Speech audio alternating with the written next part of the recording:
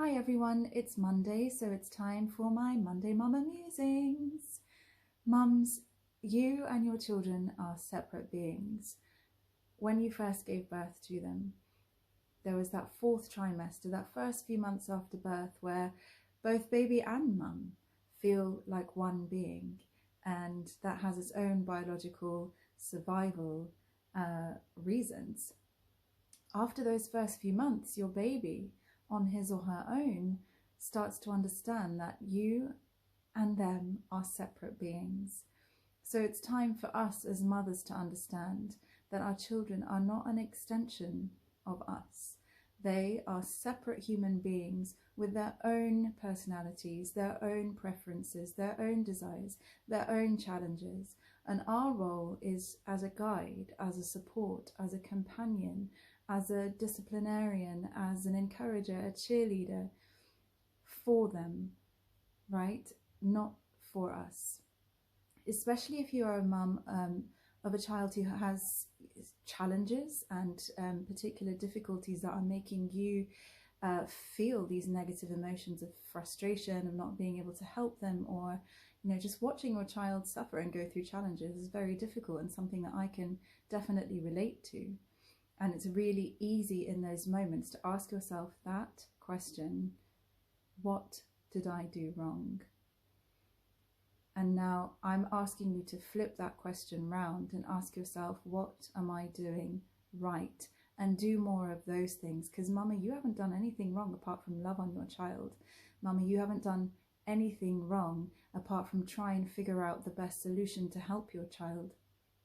The challenges they're going through, the difficult behaviors they show, the really, difficult emotional times when they're upset and they're sad or they're depressed, that's not on you. Okay? Though we all have our own will and our own free will and our own amazing decision-making ability to make choices every single moment. So it's down to you, Mum, to understand that you have your own set of strengths and values and things that you bring to this world, that if you can separate yourself from your child for a moment and reflect inwardly on those amazing things that you can bring to the parenting relationship, that's where you can start to see changes. That's where you can go, do you know what? Actually, I'm a really creative person, and I haven't been creative for a long time because I've chosen to be a mum and only a mum and label myself, my whole identity is mother, and that creativity has been buried. So I'm choosing today to remember that that's something that lights me up. And hang on a minute, creativity, how can I be creative in supporting my child through this difficult time? What can I come up with? And that goes with any strength that you have: creativity, perseverance, empathy, love, gratitude, leadership. All of these are yours that you can choose to harness and help your child as a separate individual. When you start to soak up all of your child's negative feelings, you're not helping anybody.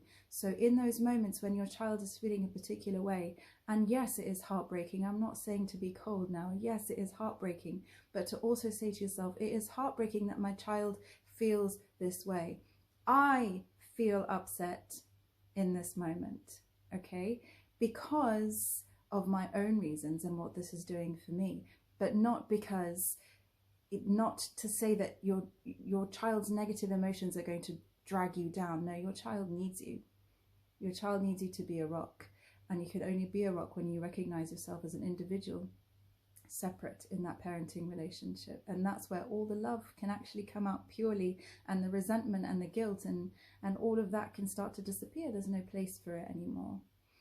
I could say so much about the parenting relationship, but for today, that's me, and I hope you have a beautiful day.